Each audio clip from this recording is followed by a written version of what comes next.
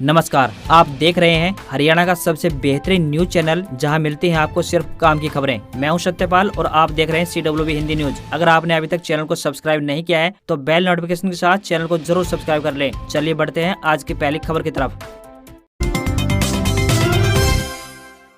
हरियाणा की जेलों में सजा काट रही महिलाओं के बच्चों की जिंदगी सुधारेगा जेल प्रशासन। प्रदेश के जेलों में सजा काट रही महिलाओं के बच्चों की स्कूल स्तर की पढ़ाई का प्रबंध जेल प्रशासन करेगा। यही नहीं, करीब 10 दिन में एक बार इन बच्चों को शहर का भ्रमण भी कराया जाएगा। बच्चों को स्कूल ले जाने और लाने का जिम्मा भी जेल प्रशासन ही उठाएगा। इसके लिए सरकार योजना बना रही है। सीएम ने हाल ही में जेलों में सुधार को लेकर सभी जेल अधिकारियों के साथ बैठक की थी। अब सरकार की योजना है कि जेलों में अपनी माताओं के साथ रह रहे बच्चों को बाहर लेकर जाया जाए ताकि वे सोसाइटी में घुल मिल सके। उन्हें अलग अलग टूरिस्ट स्थलों पर भी लेकर जाया जाए। साथ ही उन्हें मार्केट, चिड़ियाघर व गाँव व शहरों में भी घुमाया जाए। प्रदेश के जेलों में 700 के करीब ऐसी महिलाएं हैं और उनके साथ 32 बच्चे रह रहे हैं। हरियाणा बजट सेशन 2022 को लेकर आज रणनीति बनाएगी कांग्रेस। हरियाणा विधानसभा के बजट सत्र को लेकर कांग्रेस आज चंडीगढ़ में रणनीति बनाएगी। पूर्व सीएम एवं नेता प्रतिपक्ष भूपेंद्र सिंह हुड्डा ने 22 फरवरी को चंडीगढ़ में विधायक दल की बैठक बुलाई है। इस दौरान विधानसभा में उठाए जाने वाले मुद्दों को लेकर विचार विमर्श किया जाएगा। यही नहीं, हुड्डा 3 दिन चंडीगढ़ में ही रहेंगे और नेताओं के साथ लगातार मंथन करेंगे। सूत्रों का कहना है कि अप्रैल में संभावित स्थानीय निकाय चुनाव को लेकर भी इस दौरान रणनीति बनाई जाएगी, क्योंकि अप्रैल में 57 निकायों के चुनाव हो सकते हैं। ऐसे में वे पार्टी के नेताओं की बैठक कर फीडबैक भी लेंगे। बेटी की शादी के लिए मिलेंगे 65 लाख रुपए, बस जमा करने होंगे 100 रुपए। अगर आप भी अपनी बेटी के लिए बड़ा फंड खड़ा करना चाहते हैं तो सुकन्या समृद्धि योजना यानी SSY अच्छा विकल्प है। SSY योजना में पैसा निवेश कर आप अपनी बेटे की हायर एजुकेशन, कैरियर और शादी के लिए निश्चिंत हो जाएंगे। इसके लिए आपको सुकन्या समृद्धि योजना में निवेश करना होगा। 10 साल से कम उम्र की बेटी का सुकन्या समृद्धि योजना के तहत अकाउंट खोला जा सकता है। छोटी बचत स्कीम में सुकन्या सबसे बेहतर ब्याज दर वाली योजना है। कम से कम 250 रुपए के जमा करने के साथ ही अकाउंट खोला जा सकता है। योजना के तहत अधिक से अधिक 1.5 लाख रुपए तक सालाना जमा करवा सकते हैं। फिलहाल इस पर 7.6% ब्याज मिल रहा है। इस स्कीम में कोई भी शख्स अपनी 2 बेटियों के लिए अकाउंट खुलवा सकता है। 21 साल की उम्र में बेटियां इस अकाउंट से पैसा निकाल सकती हैं। इस स्कीम में 9 साल 4 महीने में रकम डबल हो जाएगी। सुकन्या समृद्धि योजना के तहत अकाउंट किसी भी पोस्ट ऑफिस या कॉमर्शियल ब्रांच की अधिकृत बैंक शाखा में खोला जा सकता है। अगर आप इस योजना में हर महीने 3000 रुपए यानी रोजाना 100 रुपए का निवेश करते हैं, यानी सालाना 36,000 रुपए पर आपको 14 साल बाद 7.6% सालाना कंपाउंड के हिसाब से 9,11,574 रुपए मिलेंगे। वहीं 21 साल यानी मैच्योरिटी पर यह रकम करीब 15,22,221 रुपए हो जाएगी। अगर आप रोजाना 416 रुपए बचाते हैं तो अपनी बेटी के लिए 65 लाख रुपए का बड़ा फंड खड़ा कर सकते हैं। SBI कार्ड खो गया है तो तुरंत करें ये काम, वरना हो सकता है बड़ा नुकसान। देश में बैंकिंग फ्रॉड के मामले लगातार बढ़ रहे हैं। ये फ्रॉड नए तरीकों से लोगों को अपनी ठगी का शिकार बना रहे हैं। आज के समय में अगर आप हल्की सी भी चूक करते हैं तो आपको बड़ी चपत लग सकती है। हालांकि कुछ बातों का ध्यान रखकर आप ऑनलाइन फ्रॉड का शिकार होने से बच सकते हैं। अगर आपका SBI का क्रेडिट कार्ड खो जाए तो आपके लिए मुसीबत खड़ी हो सकती है, इसलिए आपको इसे ब्लॉक करने की प्रक्रिया पता होनी चाहिए। आप कई तरीके से SBI के क्रेडिट कार्ड को ब्लॉक कर सकते हैं। खास बात यह है कि आप एक SMS के जरिए भी इसे ब्लॉक करा सकते हैं। यह मैसेज भेजना बहुत आसान है। अपने कार्ड को ब्लॉक करने के लिए BLOCK यानी बड़े अक्षर में ब्लॉक लिख करके आपके कार्ड के अंतिम 4 अक्षर लिख करके इसे 56767971 पर भेज दें, यानी 56767971 पर भेज दें। इस SMS को भेजते समय आपको ध्यान रखना होगा कि आपको यह SMS केवल रजिस्टर्ड मोबाइल नंबर से भेजना होगा। पेट्रोल डीजल के इस व्हीकल के बदले ई-वाहन खरीदने पर 80,000 रुपए से ज्यादा रुपयों की मदद करेगी हरियाणा सरकार। हरियाणा के मुख्यमंत्री मनोहर लाल ने गुरुग्राम में ई-ऑटो रिक्शा को बढ़ावा देने के लिए पिछले वर्ष अगस्त में लागू किए गए परिवर्तन प्रोजेक्ट की समीक्षा की। मुख्यमंत्री ने ऑटो चालक संघ के प्रतिनिधियों के साथ बातचीत में कहा कि गुरुग्राम में वायु प्रदूषण का एक बड़ा मुद्दा है, जो नेशनल ग्रीन ट्रिब्यूनल, सर्वोच्च न्यायालय तथा सभी गुरुग्राम वासियों के लिए भी चिंता का विषय है। इसे देखते हुए गुरुग्राम में पिछले वर्ष अगस्त में प्रोजेक्ट परिवर्तन लॉन्च किया गया था, जिसमें डीजल या पेट्रोल के ऑटो को बदलकर ई-ऑटो खरीदने वाले ऑटो चालक को इंसेंटिव दिया जा रहा है। इस तरह पुराना ऑटो बदलने वाले ऑटो चालक को 80,000 रुपए से ज्यादा का लाभ मिलेगा। यही नहीं, नया ई-ऑटो खरीदने के लिए बाकी राशि को बैंक से फाइनेंस करवाने में भी इन ऑटो चालकों की मदद की जाएगी।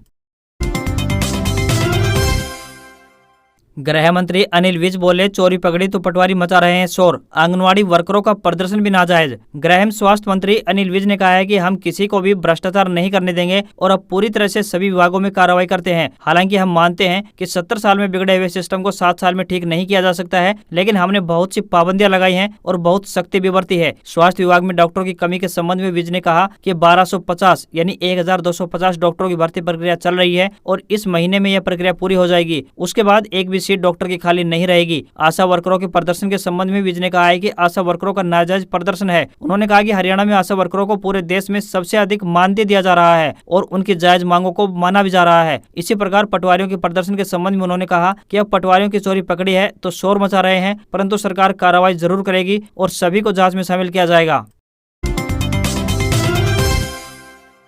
गांव कंडेला के ऐतिहासिक चबूतरे पर रविवार को कंडेला खाप तथा माजरा खाप की संयुक्त पंचायत का आयोजन किया गया, जिसकी अध्यक्षता कंडेला खाप के अध्यक्ष ओम प्रकाश कंडेला ने की। संयुक्त खाप पंचायत में 6 मार्च को राज्यपाल सतपाल मलिक के स्वागत की तैयारियों पर मंथन किया गया और कमेटियां गठित की गई जो स्वागत, फाइनेंशियल डिसिप्लिन, वाहनों की व्यवस्था को बनाकर रखेंगी। साथ ही किसान आंदोलन का नेतृत्व करने वाले राकेश टिकैत तथा गुरनाम सिंह चढ़ोनी को बुलाने पर भी विचार विमर्श हुआ। संयुक्त खाप प्रतिनिधियों ने 6 मार्च को आयोजित होने वाले कार्यक्रम के लिए 5 एकड़ जमीन का चयन कर लिया गया है। वक्ताओं ने कहा कि किसान आंदोलन के दौरान पद की परवाह किए बगैर राज्यपाल सतपाल मलिक ने किसानों का साथ दिया और किसानों की मांगों का समर्थन भी किया, जिससे किसानों में ऊर्जा भरने का काम किया। साथ ही पंचायत में यह भी निर्णय लिया गया कि राज्यपाल सतपाल मलिक के आगमन को देखते हुए प्रदेश भर की सभी खापों तथा टोल प्लाजा कमेटियों को निमंत्रण भेजा जाएगा।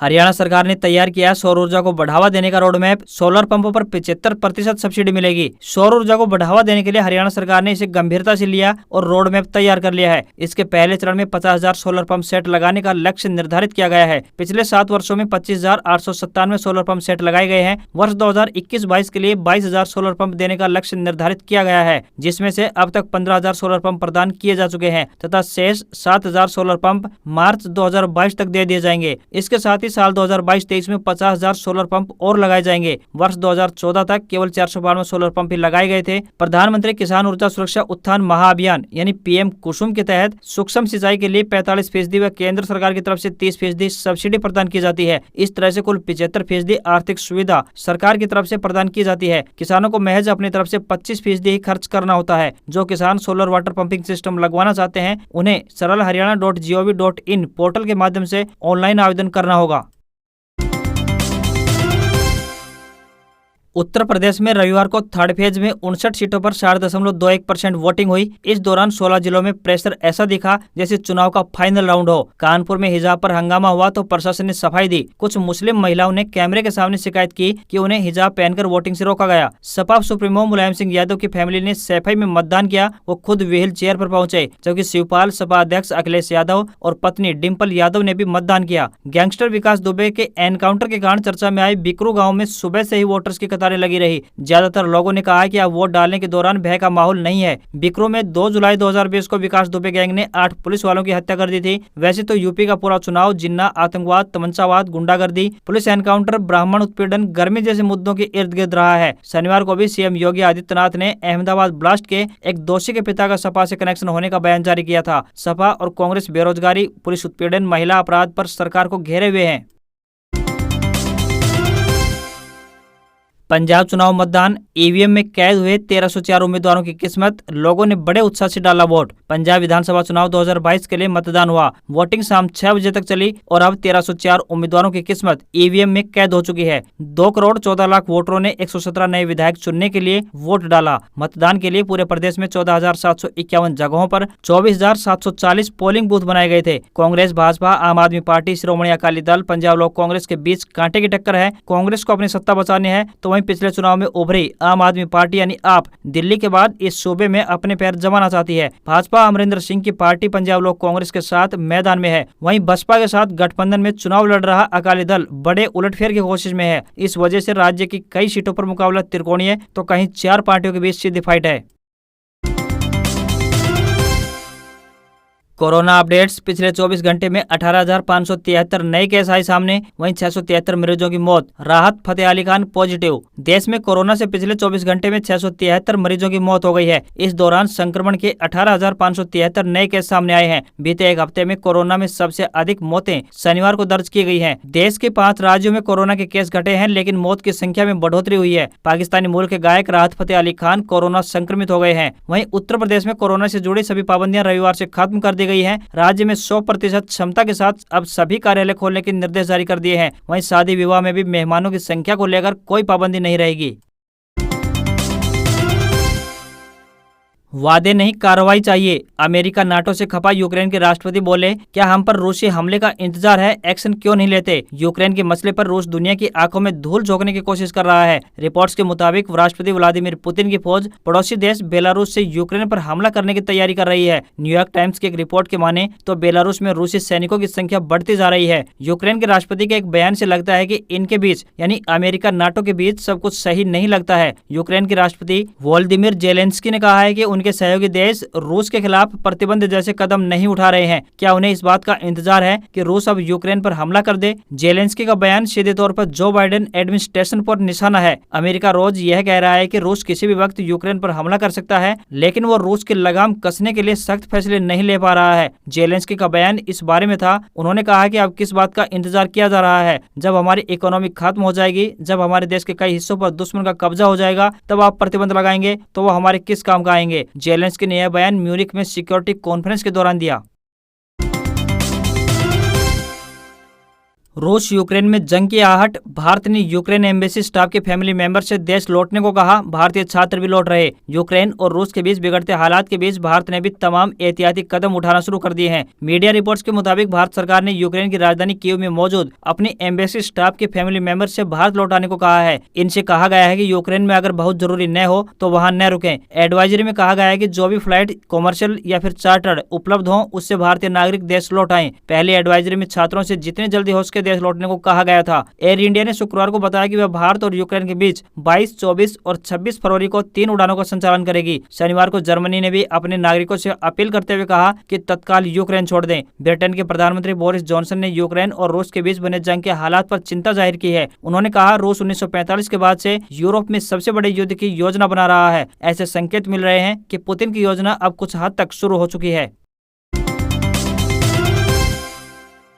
वनडे के बाद टी20 में भी क्लीन स्वीप। आईसीसी टी20 रैंकिंग में पहले पायदान पर पहुंचा भारत। तीसरे मैच में वेस्टइंडीज को 17 रन से हराया। टीम इंडिया ने वेस्टइंडीज को तीसरे और आखिरी टी20 मैच में 17 रन से हराकर 3 मैचों की सीरीज में क्लीन स्वीप कर दिया है। वेस्टइंडीज के सामने 185 रन का टारगेट था, जिसके जवाब में टीम ने 9 विकेट के नुकसान पर 167 रन बना सकी। वहीं मुकाबला हार गई। भारत की ओर से हर्षल पटेल और शार्दुल ठाकुर ने 3-3 विकेट चटकाए। रोहित ब्रिगेड ने इससे पहले 3 मैचों की वनडे सीरीज के बीच सभी मुकाबले जीते थे। इससे पहले टीम इंडिया ने टॉस हारकर सबसे पहले बैटिंग करते हुए 5 विकेट के नुकसान पर 184 रन का स्कोर बनाया था। सूर्य कुमार यादव 65 टॉप स्कोरर रहे, जबकि वेंकटेश अय्यर ने 35 रन की नाबाद पारी खेली। भारत 6 साल के लंबे इंतजार के बाद आईसीसी टी20 रैंकिंग में पहले पायदान पर पहुंचा है। इससे पहले टीम 3 मई 2016 को टी20 रैंकिंग में नंबर 1 पर पहुंची थी। उस समय कप्तान महेंद्र सिंह धोनी थे। धोनी के बाद रोहित ने टीम को पहले स्थान पर पहुंचाया।